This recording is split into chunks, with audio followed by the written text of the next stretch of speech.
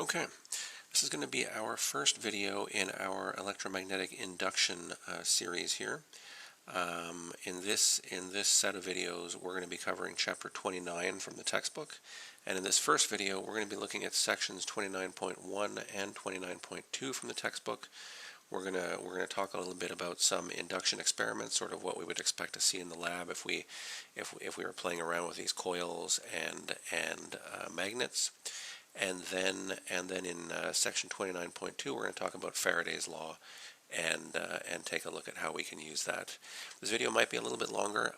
There are a number of examples I want to do at the end. They're all short examples, but there's like 5 or 6 of them in total. So I'm going to be pausing intermittently and saving the PDF to make sure that we don't lose it.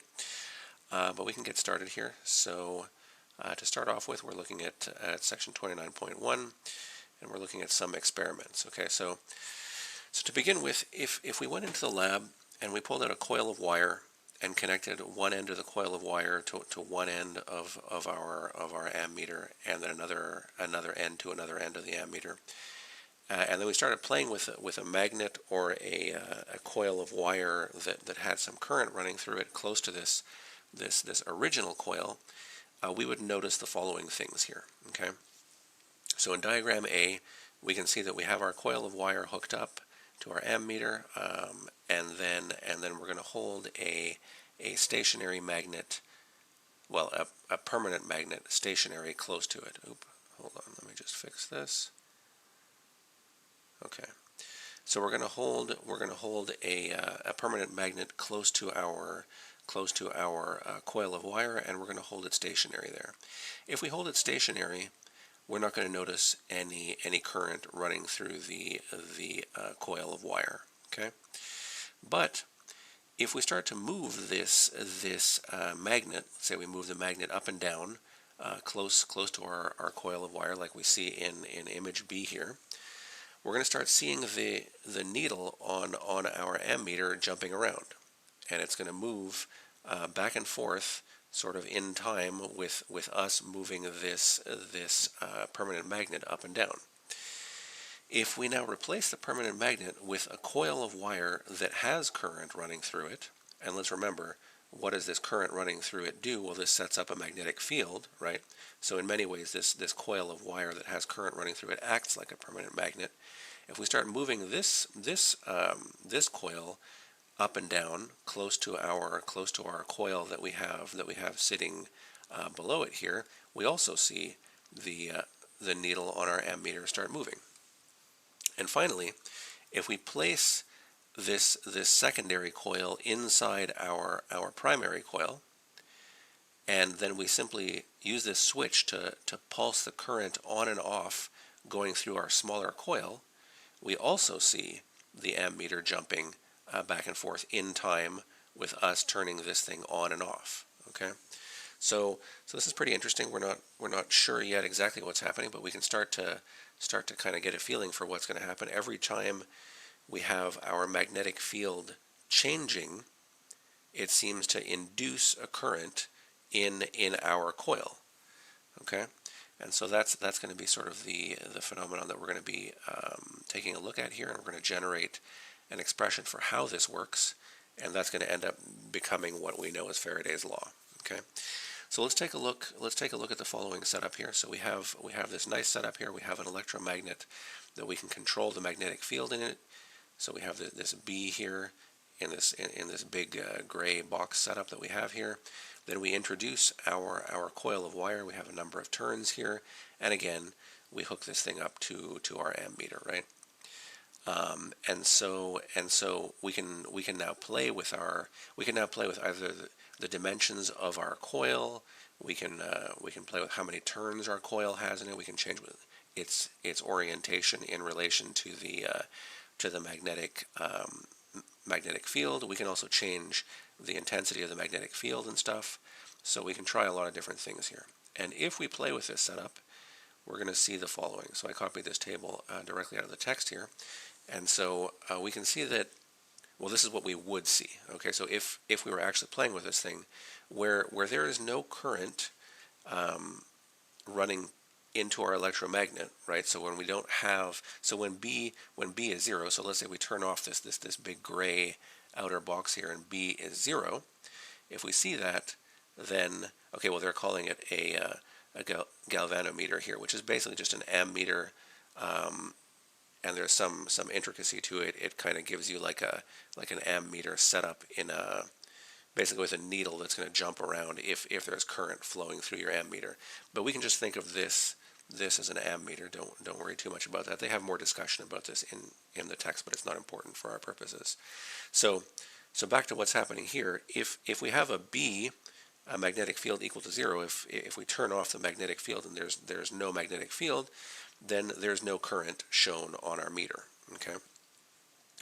But if we then turn the electromagnet on and we see that there is, like we turn this B back on, then we're going to see that for a moment we're going to see a jump in our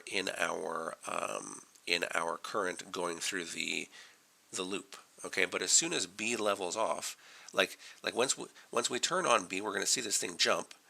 But if we leave B on, this thing is going to basically go back to 0. So we'll see it jump as it turns on, and then it goes back to 0. And even if we leave B on, it doesn't matter. There's no current flowing through there. We need B to be changing for there to be some current going through the loop. At least that's what we've observed so far. So we turn on B, we see a little jump. We leave B on, and this thing goes back to 0. It just stays there even with B on. With the coil in the horizontal plane, so basically with a coil the way we see it, like it's set up here, sort of laying horizontally in the plane here. Uh-oh, did my pen break? Okay, no, we're good. If we then squeezing the coil so that we're decreasing the sort of cross-sectional area of the coil, right? We squish it into from a circle, we squish it down into some sort of an oval and start pinching it off a little bit. We're going to see that there is current flowing through the loop. If we have this magnetic field in the background, and we're not changing the magnetic field, but we're just changing the dimensions of our coil. As we change the dimensions of the coil, we see that there is current flowing through the loop. And if we stop changing the dimensions of the current, it's going to stop flowing through the loop. We also see that if we take our coil and we keep it sort of in the same configuration that we see here, at least in the same shape that we see here, like not deformed, but then we start to rotate it, so we start to turn it so that less of its area, less of the area that makes up each of these coils is presented to the magnetic field. So we start to rotate this thing in the magnetic field, we're going to see current flowing again. And the current's going to keep flowing for as long as we're rotating this thing. But as soon as we stop rotating this thing, the current stops flowing again. Okay. Then, as number 6 says here, if we take the coil and we jerk it out of the magnetic field, if we pull it out of the magnetic field rapidly, we're going to see the current or the meter on our galvanometer jump a little bit, like the needle on our galvanometer jump a little bit, and it's going to jump in the same direction as when we were squishing this thing or turning it, such that less of the area was presented to the magnetic field. Okay.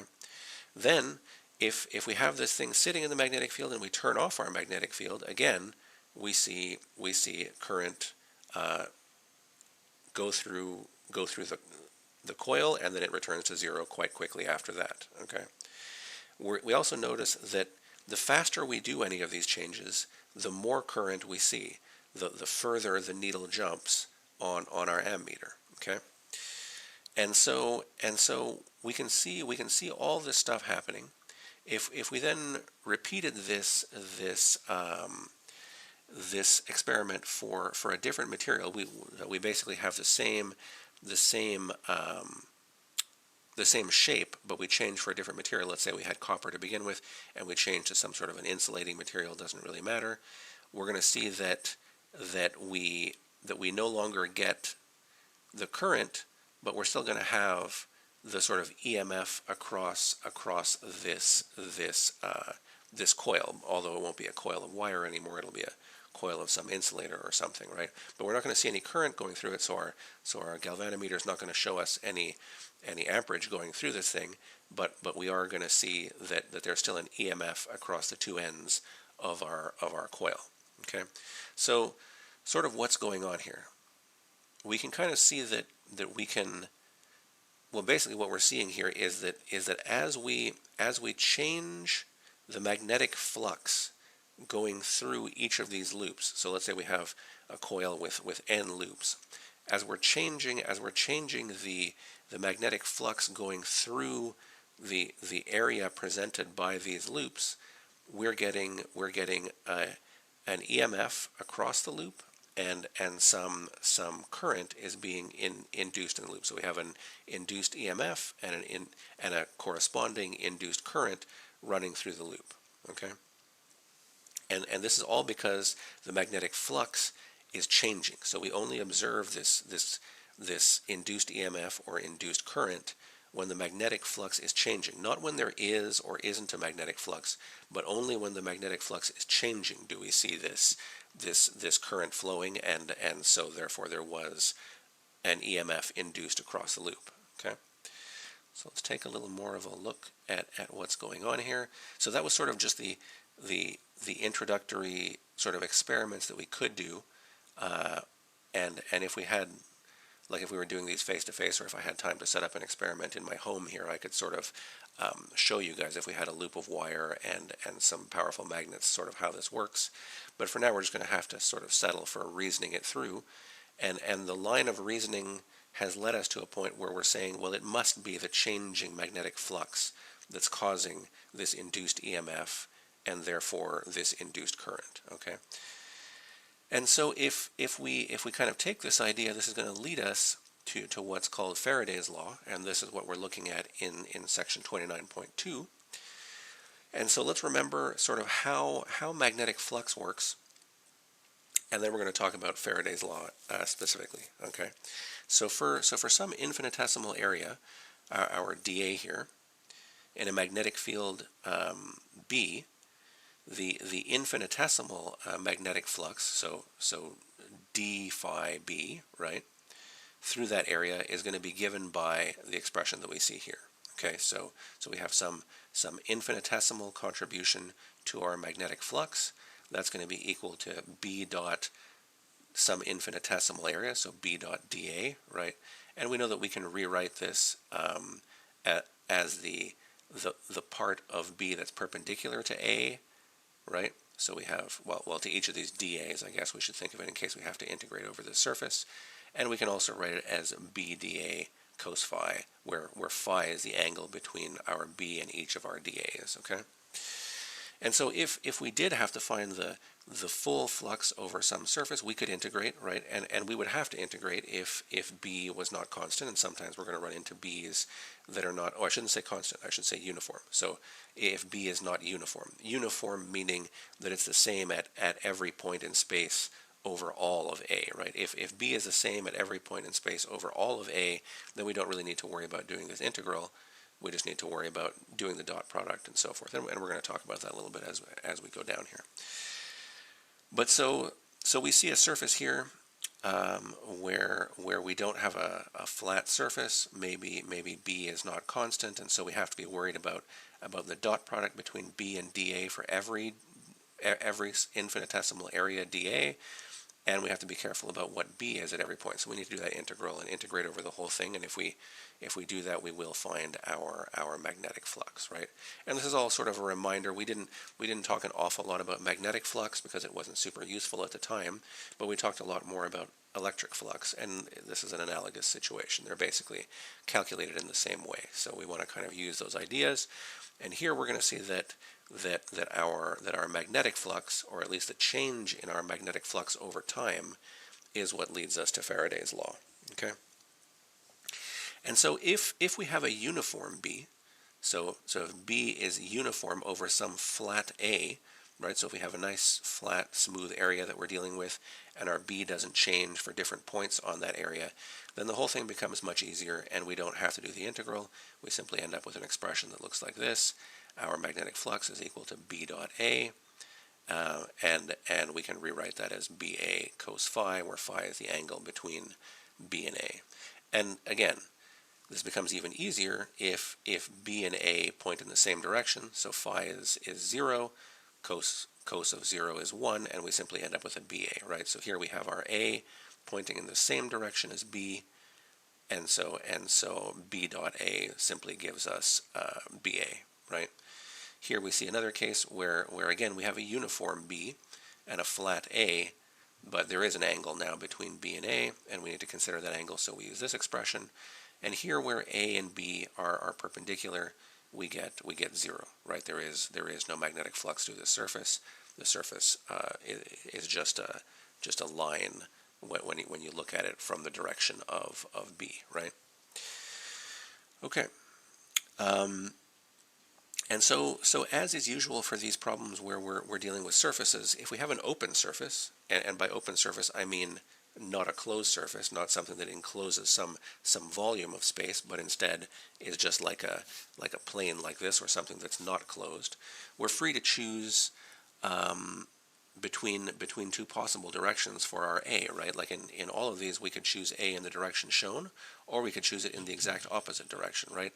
Either of those would work, and we're always free to make that decision.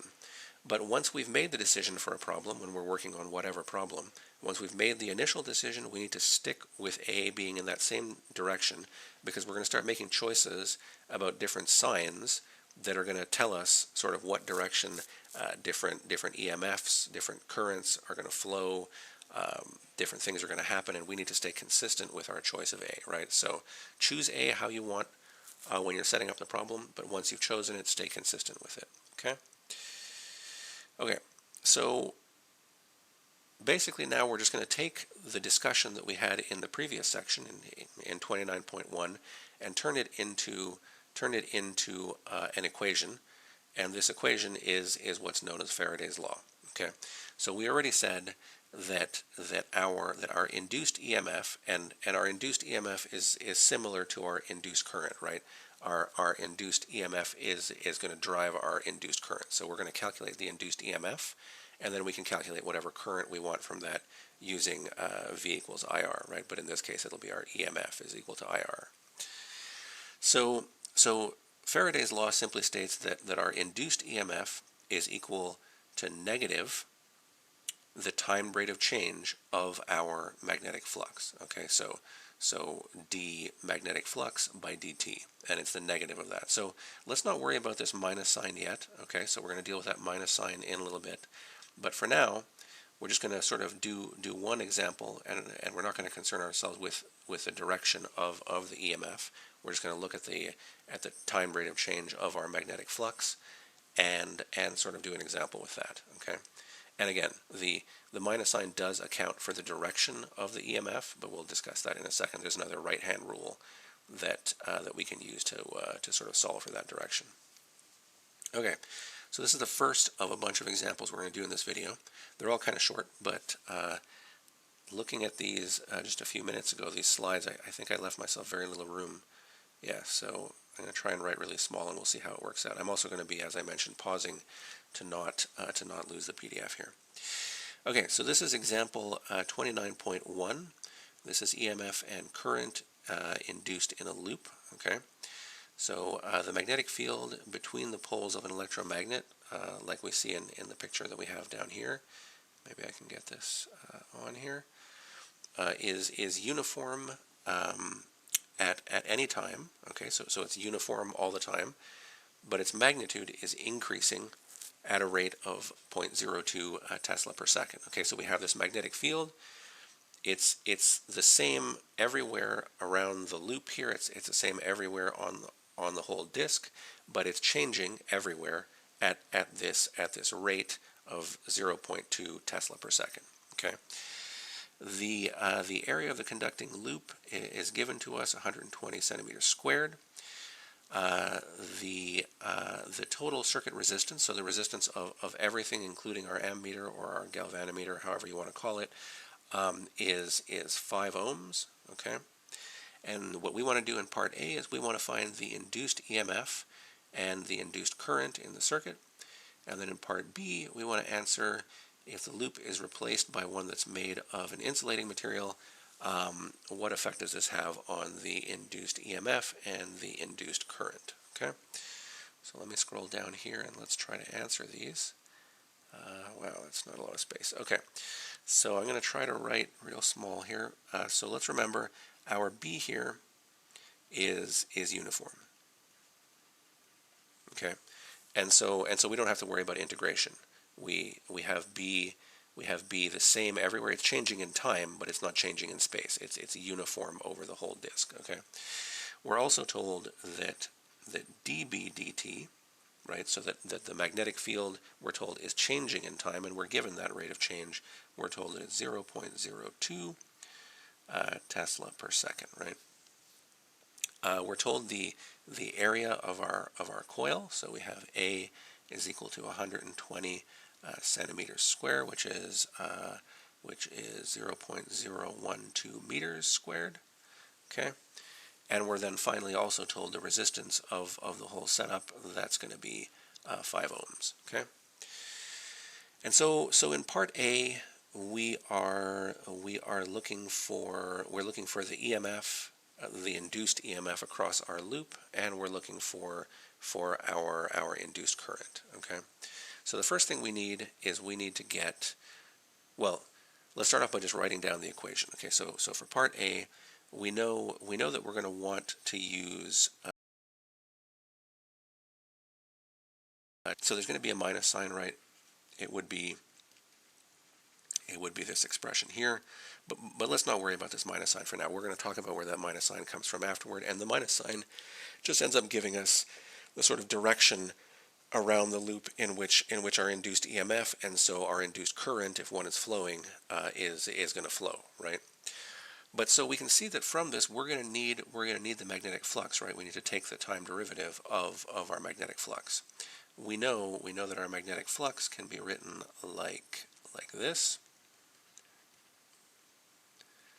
And I'm writing it like this. We don't have to worry about the infinitesimal magnetic flux and then integrating it all because our B is uniform, right? So we can just write it like this.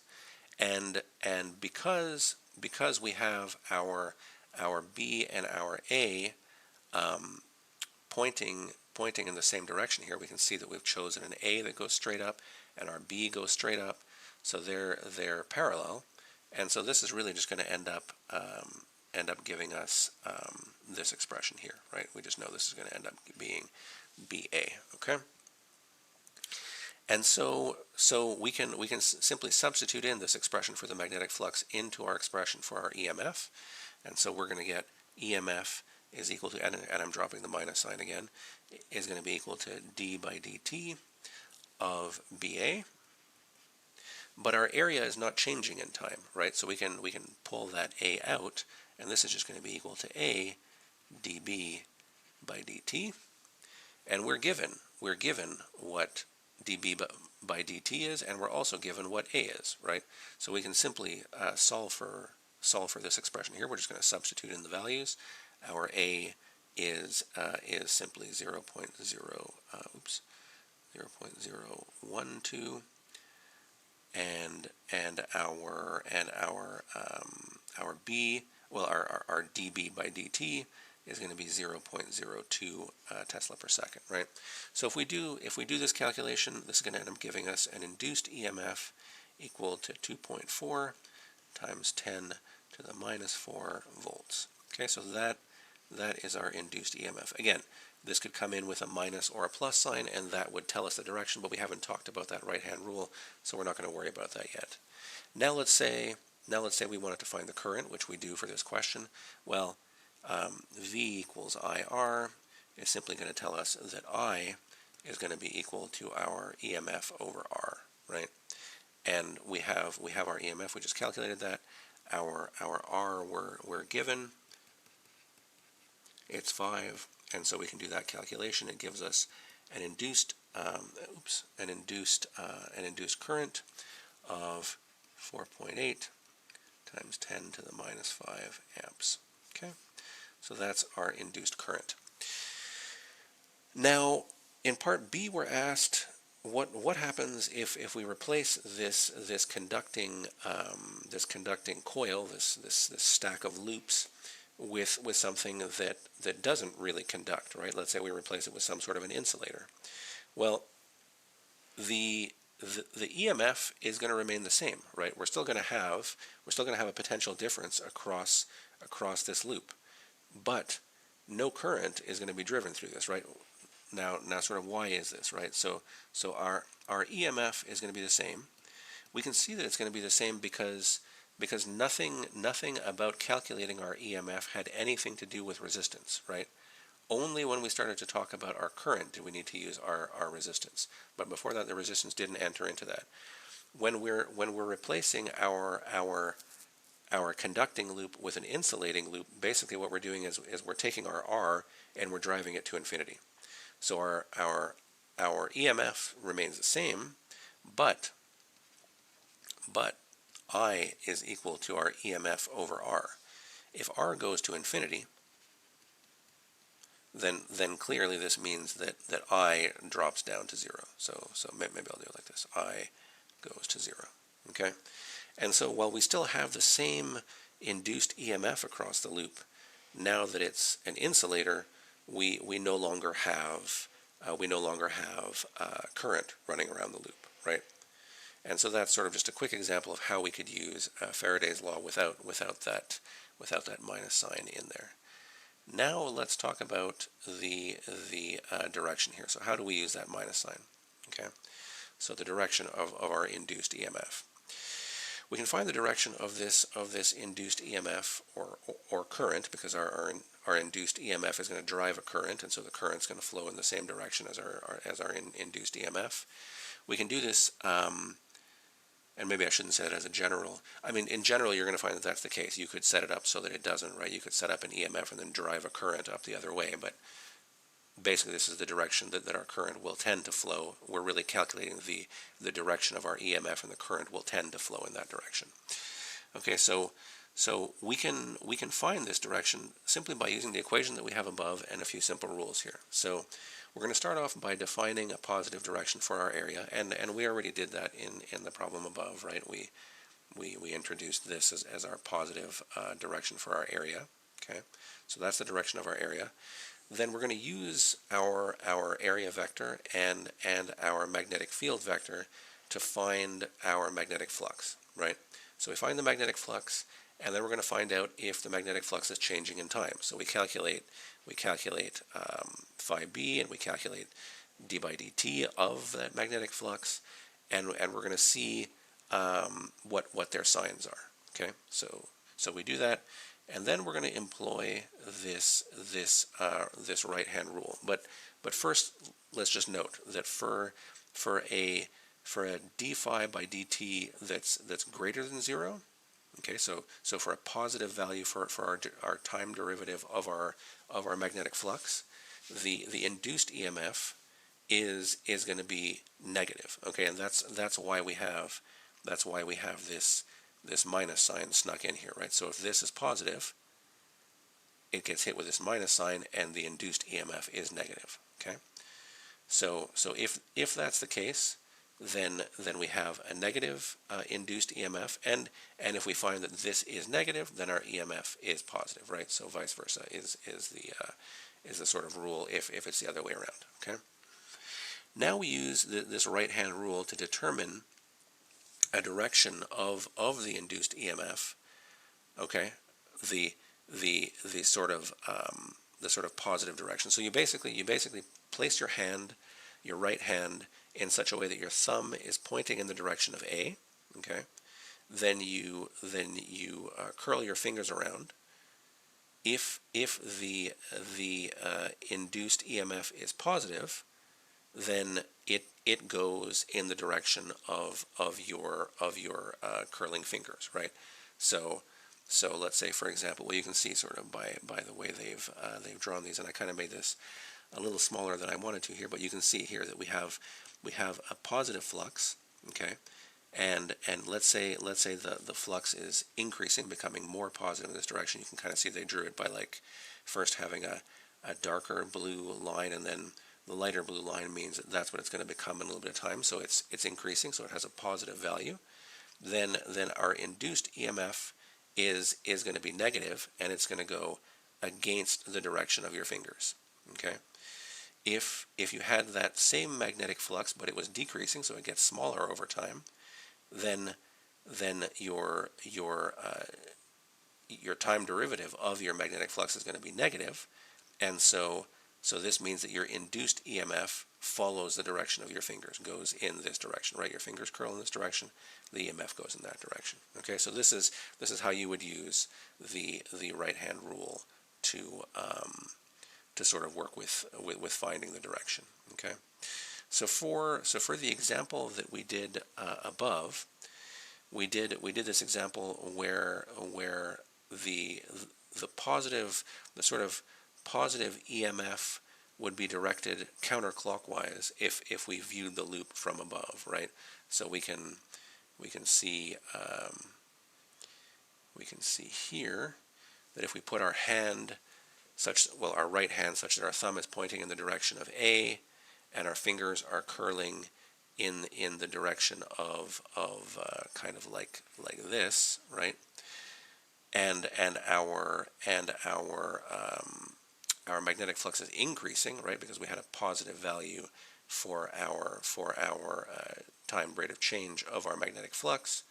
Then we would have a counterclockwise positive direction for our loop, right? And so we can see that for B increasing, we get this positive value, and so in our case, our EMF is going to be negative. It picks up a minus sign because we had a positive value for our time rate of change of our magnetic flux. Faraday's law tells us we need to pick up a minus sign, and so our actual EMF flows clockwise around the loop if viewed from above, right? Again, exactly for the same reasons that we see here. Actually, this is a very good sort of similar situation to what we had, except in our case, our magnetic field was actually totally lined up with A. It was increasing. It pointed in the same direction as A. Our fingers give us a positive direction for our EMF, but we need to pick up a minus sign, and so it goes around clockwise. Okay, so this image A, if you want to think about it more, is exactly sort of what we're getting in the example that we just did. Okay. Now, I'm just going to mention this really briefly. We're going to talk, this paragraph here is kind of just a brief introduction of Lenz's law, which is what we're going to talk about in a little bit here, not in this video, but in the next videos. And so kind of what happens as we get this induced EMF, which causes this clockwise induced current? Well, we have a current running through a loop, and we just spent a couple of chapters talking about what happens as current runs through a loop. Well, this current running through a loop sets up another magnetic field, right? And we can use our right-hand rule.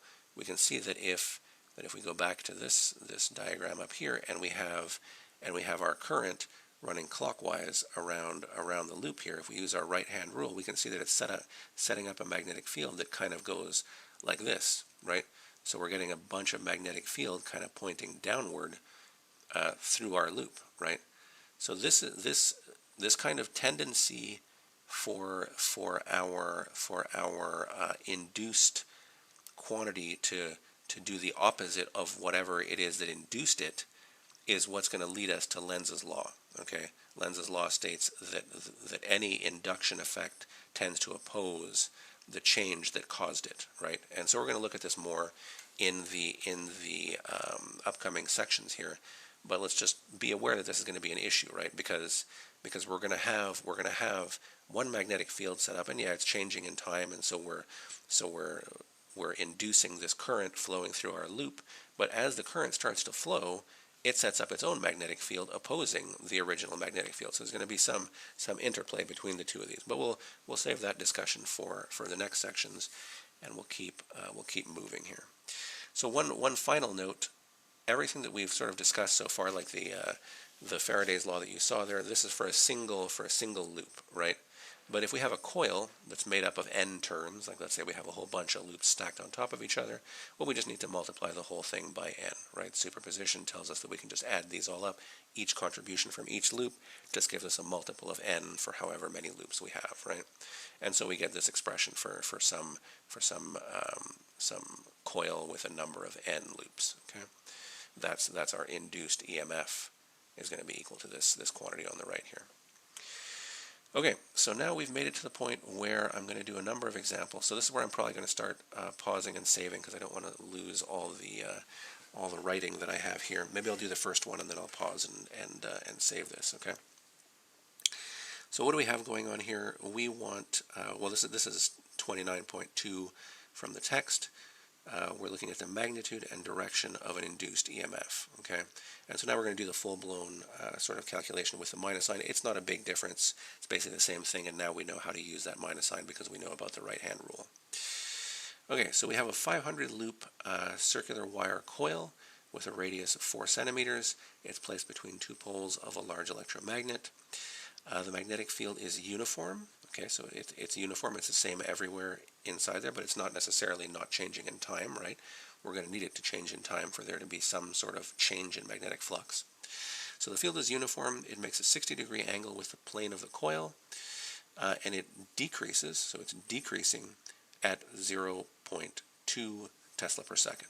Okay, what is the magnitude and direction of the induced EMF? Okay, so how much space did I leave here? Not a whole lot again. Okay, so I'm going to kind of write on the side here. So these are the values that we're given. So we're given n. This is the number of turns. We know it has 500 turns. We're told what the radius is. I'm going to turn that into meters right away. Okay, this is meters. We're told that B is uniform. Okay. We're told that the angle between the plane of our, okay, so this drawing that they've provided for us here, it's kind of hard to see, but you can imagine that this is like a loop seen from above, right?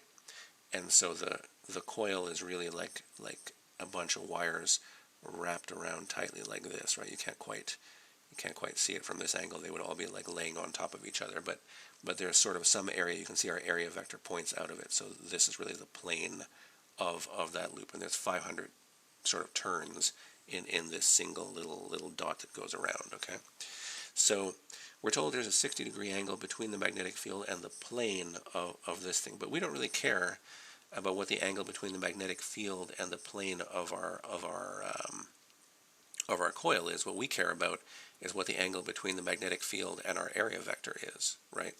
So our area vector is going to be 90 degrees to the plane of our coil, and so we can see that since this was 60 degrees and since this is 90 degrees, well, the angle that we're interested in, phi, is actually 30 degrees. Okay, so I'm going to write that down. Phi is 30 degrees.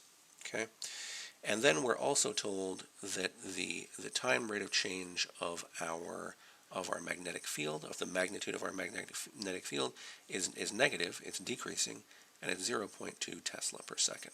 Okay, so those are all the values that we're given, and now we simply have to calculate what our induced EMF is, right? I think that's the question. Yeah, calculate the induced EMF. Okay, so we can do that. We know our expression for the induced EMF. It's just Faraday's law.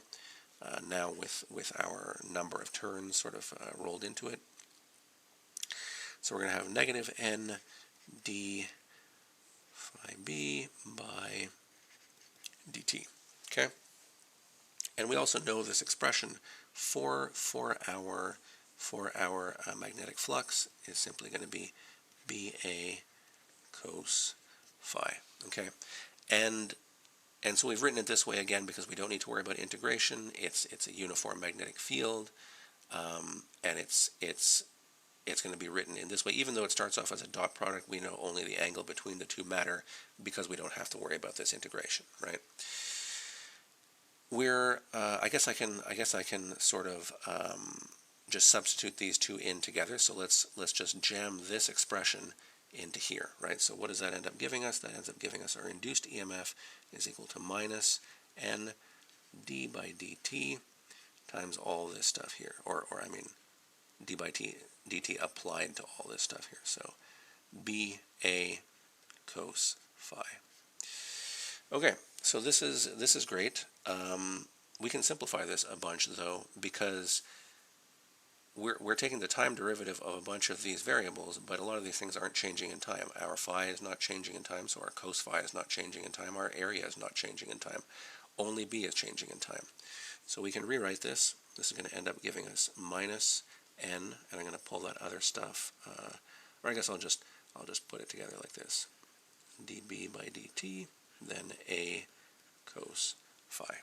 Okay, and now we can just go ahead and substitute in the values for all this. Well, I guess the first thing we would need to do is put in our A, right? Well, we know that our A is actually the area of a circle, so this is just going to end up being pi r squared cos phi.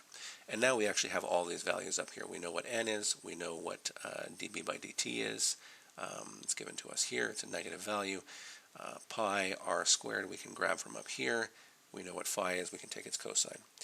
Okay, so if you sub in all those values, I don't have a lot of space here, so I won't actually rewrite it fully, but if you sub in all those values, you're going to find an induced EMF 0.435 volts. Okay, and so we can see this is a positive value, right? Because our two minus signs cancel. We put in a minus sign here with our dB by dt, and we had a minus sign from the definition of Faraday's law, right? The positive sort of nature of this means that we can use the right-hand rule. I mean, in both cases we use the right-hand rule, but sometimes it goes the opposite direction of what it kind of gives us here. But now we just simply line up the thumb of our right hand in the direction of our area vector. Then our fingers are going to curl sort of around like the top of this loop and then down around the bottom, right? So our induced EMF is in this direction here. It's very hard to sort of draw it because we're looking at it top down, but you can kind of imagine the right hand rule guides you exactly in that direction. Okay. I will pause here for 1 second and save, and then we'll get into the next example. Okay, let's keep going here. So this is the second example, well, I guess the third example I want to look at here. In this example, we're looking at a simple alternator here. So we're basically looking at a generator, simple alternator. Let's take a look at what the problem has in store for us here. So we have figure 29.8a below here. Shows a simple alternator. It's a device that generates an EMF. It's just a rectangular loop. It's rotated with a constant angular speed omega about the axis that's shown. So we see the axis sort of here, right? The magnetic field B is uniform and constant. Okay, so now we have a situation where the magnetic field itself is not changing, and we may think, well, this will mean no changing magnetic flux, but we have to remember that our magnetic flux depends not only on B but also on A. It actually depends on the dot product between B and A. So we can change a number of things in there and still get a changing magnetic flux, right? And then we're told that at a time t equals 0, our angle here that's sort of just given by us starting here. You can see that we have this angle phi where we're kind of just pointing along the plane of this loop before it starts to turn. That our angle phi is equal to 0. Okay, so we're actually starting off in the direction that we see here, and we start to rotate. We have this angular speed omega. Okay. So what are we trying to do? We're trying to determine the induced EMF. Okay, so I kind of don't want to show this diagram yet. We'll kind of do the calculation, then we'll come back and take a look at what this diagram kind of tells us about this. Okay, so I'm going to write down a few things here. Let's remember, we haven't used it much, but let's remember that angular speed is given by omega. Okay, here we have a B that is uniform and constant. So uniform and constant, that's kind of nice. That means that we're not going to have to worry about sort of integrating over this thing, right? And then we're also told that t equals 0 means that phi is also equal to 0. Okay, but we're going to have our phi changing in time, right? And so let's sort of take a look at this. Well, I mean, we clearly know that we need to have our phi changing in time, because if phi wasn't changing in time, our loop wouldn't be moving, and so our b dot a wouldn't be changing. And if b dot a is not changing, then we don't have a changing magnetic flux, and we don't have an induced EMF, right? But we do have a positive omega here, so this thing is changing. Let's write down an expression for phi in terms of omega, right? So phi is simply going to be equal to omega t, right? Because our omega is telling us how quickly this thing is rotating. So it's a like radians per second kind of measurement, and then we multiply that by the number of seconds to get what phi is at any given time, right? So let's with this in mind, let's write down our expression for our induced EMF. So our induced EMF from Faraday's law is going to be equal to this quantity here, right? The time rate of change, well, the negative of the time rate of change of our magnetic flux. But we can rewrite our magnetic flux in these terms here. So it's going to be minus d by dt, and I'm just rewriting our magnetic flux as BA cos phi. Okay, but we can substitute in for this phi, because we know that our phi is actually omega t. So this is going to be BA cos omega t. We can simplify this a little bit, because we know that B is not changing in time, right? Our magnetic field is uniform and constant, and A is not changing in time. We're not deforming the wire loop. All that's happening is the angle between the wire loop and B is changing, right? So this is really just going to end up being, and I should probably put that minus sign there, minus BA d by dt of cos omega t. Okay, and this cos actually hits both of those, right? So this is just sort of shorthand for that. So we need to take the time derivative of cos omega t.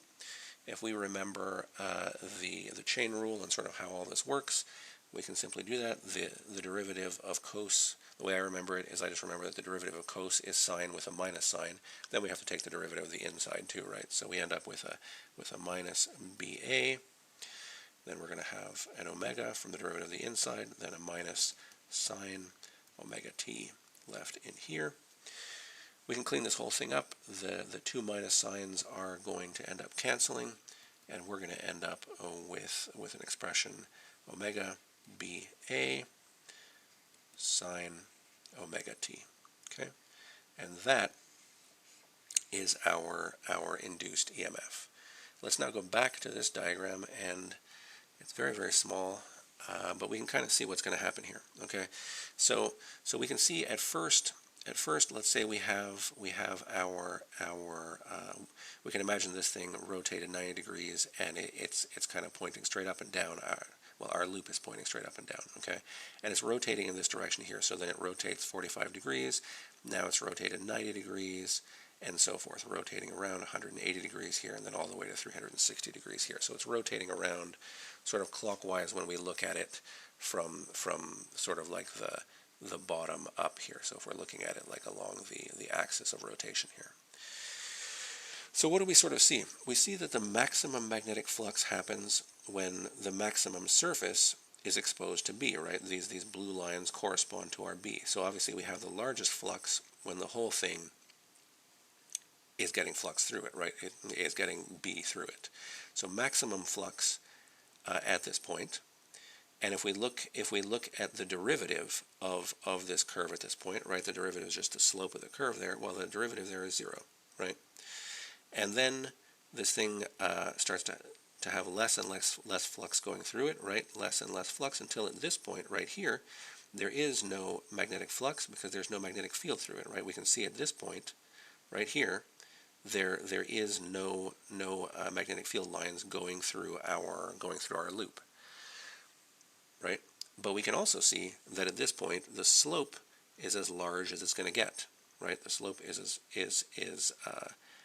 as large as we can get our slope here, and so we can see that this is the value of the negative of our slope, right? This would be a negative slope, but this is minus our slope, right? So this is the largest positive value that that's going to get the whole time, and you can see how this continues, right? So at this point, again, we have no slope, right? Because we have maximum magnetic field going through our loop here. So we have, but when it's going in the opposite direction, right? So this is the maximum negative value, and so we have no slope, and so the negative of our slope is going to be 0 still, and so forth, right? So this is kind of the plot of our magnetic flux, and this is the negative of the time derivative of our magnetic flux, and we can see how those sort of interact with each other. Keep this diagram in mind, because we're going to look at another one in the next problem where we're trying to achieve a different thing. So sort of what's happening here, this alternator is giving us an alternating current, right? Sometimes we don't want an alternating current. We haven't dealt with alternating currents, and we're not going to in this course. Usually what we deal with is direct current, right? And in this next setup, we've actually seen this setup before. We're going to be looking at a DC generator, which is basically the same thing that we just saw, but now we're going to flip sides each time. You can see this is not a closed loop, this is an open loop in here, and so we kind of flip it each time this thing goes around. The current sort of switches, well, instead of switching directions, it switches on the loop, so that we have the current always going in one direction rather than switching directions like we had above. Okay. So let's take a look at this one. Do I save yet? Maybe I'll try and do this one. We'll see how it goes. Okay, so this is 29.4. So this is generator number 2. This is a DC generator and a back EMF in a motor. Okay, so the alternator in the example that we did before produces sort of sinusoidally varying EMF, right? That's what we saw. That's what we saw here. Like really, this blue plot is our EMF, right? But let's say we don't want an EMF like that. Well, this problem is going to kind of show us how we get around that, right? So we have an alternating current in the previous one. This one's going to show us, or at least this diagram here gives us the DC generator that we want to look at here. So this setup that we have here, this is called a commutator. They talk about it a little bit here. It reverses the connections and so forth, blah, blah, blah. In diagram B, we can see that because of this switch that kind of happens here, instead of getting this behavior that we'd got last time, and that's poorly drawn, but instead of getting that behavior that we got last time, well, it flips this upward because it has this sort of setup, this sort of brush that lets us skip between two different sides, right? And so the question now, well, what is the question here? What are we trying to do? Blah, blah, blah. This brush in the commutator arrangement. We saw this before. Back EMF. Okay, so we want to calculate the motor's back EMF is just the EMF induced by the changing magnetic flux through the rotating coil. We want to consider the motor with a square, and it has 500 turns in its coil. It is 10 centimeters on a side, so it's basically a square, so 10 centimeters on each side. If the magnetic field has a magnitude shown here, what rotation speed do we need if the average back EMF is 112 volts?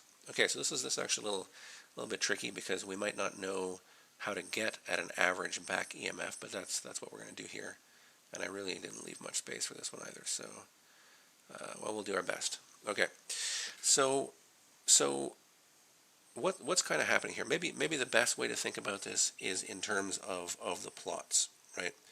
So how does the old plot of the EMF compare to the new plot? What would you have to do to this old plot, this old blue plot, to get the new blue plot? right? Well, you'd have to take the absolute value, right, to get, let's say you had old plot. If you had old plot and you took the absolute value, you would get new plot. Except that in this case we have 500 turns, right? And in the last plot we didn't have 500 turns, but we don't have a scale on the side here. But to be completely correct here, we would need to multiply the old plot by n and take its absolute value, because this was just one turn of wire. We didn't have an n here, but here we do have an n of 500, so we need to include that n there. Okay, so we want to find, basically what we want to find is we want to find the absolute value of the EMF in our old plot, and then multiply it by n. So what we need is absolute value of the EMF from basically our old plot. So we need it to be n times our old result, right? So what was our old result? We have our old result here, omega BA sine omega t. Okay, so we have n times omega BA. These we don't have to worry about hitting with the absolute value, but we do need the absolute value of the sine omega t, right? Because this is how we're gonna flip this part that would have been on the bottom. Okay, so now we have an expression for what our EMF is in this setup, which is great. But that's not what we're really asked. We're asked to find over here. We're looking for the average back EMF. Okay, so what is the average back EMF going to give us? Well, when do we get, how do we get an average first? What's the average? What's the average of? I mean, these are all constants, right? So this is easy. But what's the average of this sine omega t going to give us? Well, we can calculate that, right? So let's say we want sine omega t, and we want the average of that. Okay. Well, the average of that is simply going to be, we're going to add up its value at every point along its let's say along half of one of its cycles, and then we're going to divide by the length of half of one of its cycles. Basically, what we're going to do is we're going to sum up over this. This is one period. T would be one period, so we're going to sum up over half a period sine omega t dt. So we're summing up all the contributions over that full half period. I shouldn't say full half period, but basically over a half period, and then we want to divide by a half period. But the time it takes to do 1/2 period, well, that's just going to be equal to pi over omega, right? Because omega tells us what our speed of rotation is, right? So we can just replace, everywhere we see t over 2, we can just replace it with a pi over omega. So this is just going to be equal to the integral from 0 to pi over omega sine omega t dt. Okay, and we want to be careful. I guess you could, these omegas wouldn't necessarily have to be the same thing, but in the end we won't have to worry about that. We can just sort of do the integral and it'll work itself out. So pi over omega. If you do this integral and then you divide by pi over omega, I won't bother going through all the steps, but you're going to end up finding this is 2 over pi. Okay, and so that really kind of gives us our answer, right? Because if we want to find the average EMF, well, all we needed to do was find the average of this sine function, right? So this means that our average EMF, AV, is going to simply be equal to what this was before, so n omega BA, but now times 2 over pi, right? So we're going to end up with 2 over pi n omega BA. Okay, that's the average back EMF that this generator is going to output. Okay, but we weren't looking for that in particular. We're looking for the omega that gives us an average back EMF equal to 112 volts, right? So at this point it's pretty simple. We just have to solve for omega and then sub in the values, right? So this means that omega, the omega that we're looking for, is equal to pi times our average back EMF over 2nBA. Okay, we're told what we want the average back EMF to be. We obviously know what pi is. We know what n is. It's 500. B we're given. A we can calculate simply by taking 1/10 of a meter squared, right? Because it's just a square 1/10 of a meter on each side. I won't write it, or I guess I have space. I can write in the numbers. It'll be pi 112 volts over 2 times 500 times 0.2. That's our magnetic field in Tesla, right? 0.2. And then we have an area which will be 0.1 squared. If you do that calculation, that's going to give you an omega equal to 176 radians per second. Okay, so that is how quickly we would need to be spinning this DC generator to have an average back EMF of 112 volts. Okay, so that's that one. And okay, so we're going to move on to slide wire generators here. Before I get into this one, I'm definitely going to save, and we'll keep going. 1 second. Okay, so what we have here now is a slide wire generator. We're looking at example 29.5. This is called generators 3 or generator 3, the slide wire generator. So we see our slide wire generator down here. I'll just read the problem and then we'll talk about it.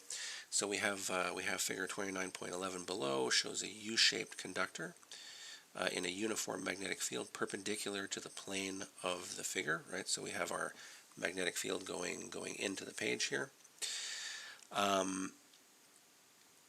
We lay a metal rod, which is our slide wire. That's this sort of thing here. We lay the metal rod of length L across the two arms of this conducting thing, and it forms a circuit, right? And we move it to the right with a constant velocity v. You can see this green velocity is drawn in here. We're moving our slide to the right here. Our slide wire is going to the right.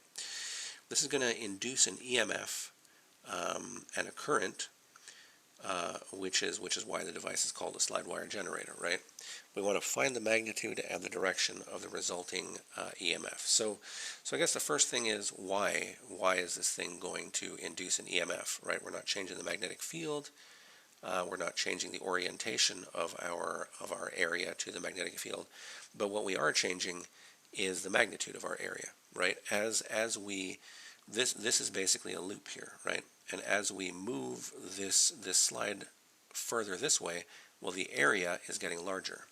So in our B cross A, the magnitude of A is getting larger, and so we're actually changing the magnetic flux. Changing magnetic flux means induced EMF in our loop, right? So let's calculate this value here. Okay, so I guess maybe I should write down some of what I just said there. We have our magnetic flux is equal to B dot A, and because B is parallel to A, this means that our magnetic flux is actually equal to BA, but A changes, okay? A changes in time. Okay, and so we know we can write our induced EMF using Faraday's law as this value here. And we can just substitute in what we have over here. We know that B is not changing in time, so we can just write that, and then it'll be dA dt, right? But what is A? We want to take into consideration that A is changing, so if we want to change A, well, dA dt will simply be d by dt of our area with that velocity figured into it, right? So we're going to have L. L is not changing. L is this value here, and then it needs to be multiplied by the timed rate of change of this thing. Well, how far is this thing moving? If we have a velocity, we simply multiply our velocity by time, right? Our velocity is just, let's say, meters per second. If we multiply that by second, we get back meters. So this is just going to give us v dt. Okay, so that's actually our area. Our area is L v dt.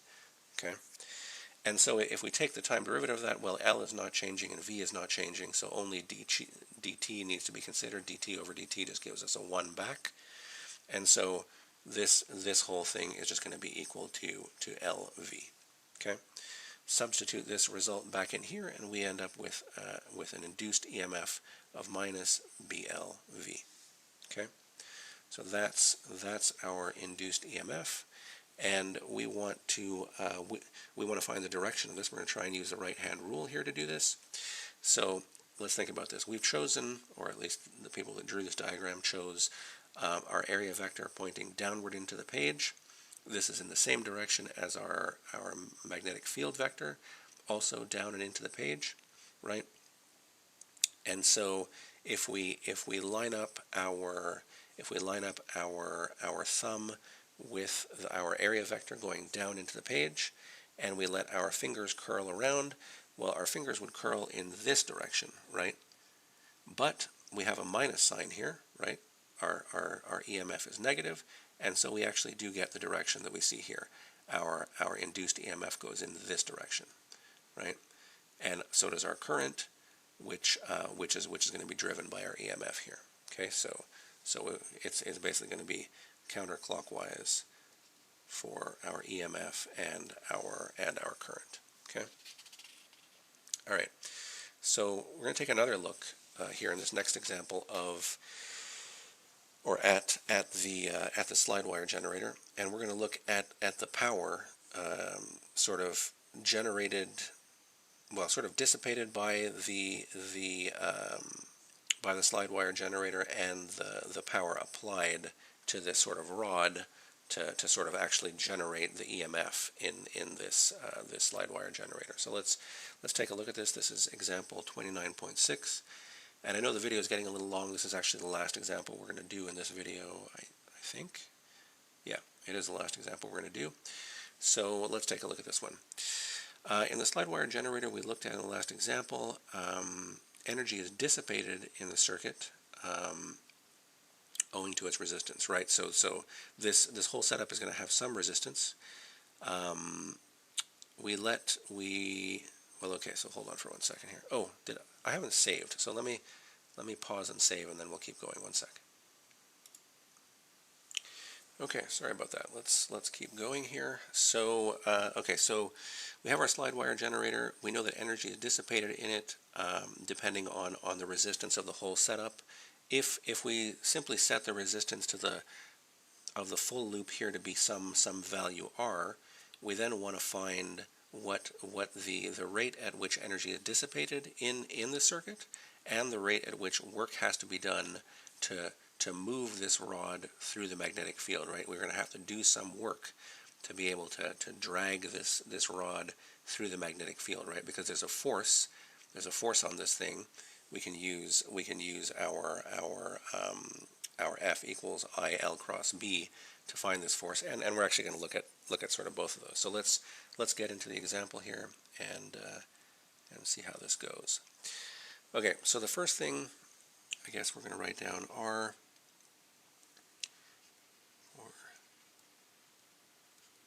Okay, so we know that there's some R for the generator, right? We want to find the power dissipated and the work needed to move the slide wire. So let's start off with power dissipated. Okay, so I'm going to call that PD.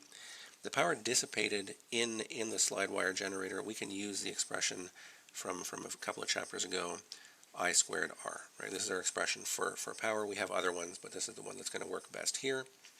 We know that our current is simply going to be our EMF over our resistance, right? And I've taken the absolute value here because we don't really care about the direction of our EMF. We don't really care about the sign. We're going to be squaring it anyway.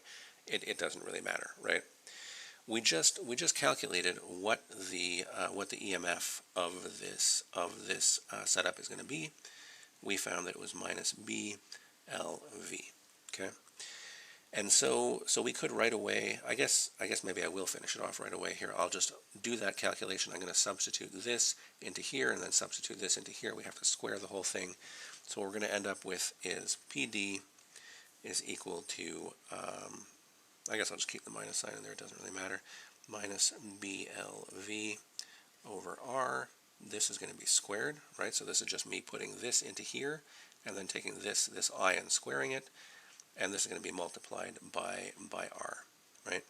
If we do that calculation, we're going to find that we pick up a B squared and L squared, a V squared, and one of the R's is going to cancel, so we're going to end up with 1R. Okay, so this is our PD. This is the power that's dissipated in the resistor or the resistance that makes up this full slide wire generator. Okay, now let's take a look at the power that needs to be applied to actually move this rod in this direction. And we better find that the power we put into this thing is the power that's dissipated in this thing, right? Otherwise, we've found a way to make energy out of nothing, and that's going to violate conservation of energy, right? So we need to find that these are actually equal, and let's hope that we actually do. Okay. So what is the force applied here? Well, we know that P is also equal to FV, right? Power is also equal to the force times the velocity, right? We're given a value for our velocity, but let's take a look at what the force is going to be. Okay, so the force, we know that our force, our magnetic force here, is going to be given by F is equal to I L cross B, right? But let's take a look at this.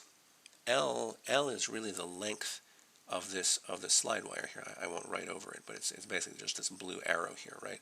So we have the full length of this thing, and it really is perpendicular to our B, right? It goes up and down where B goes straight into the page, right? So since these are perpendicular, this simplifies our cross product a lot, because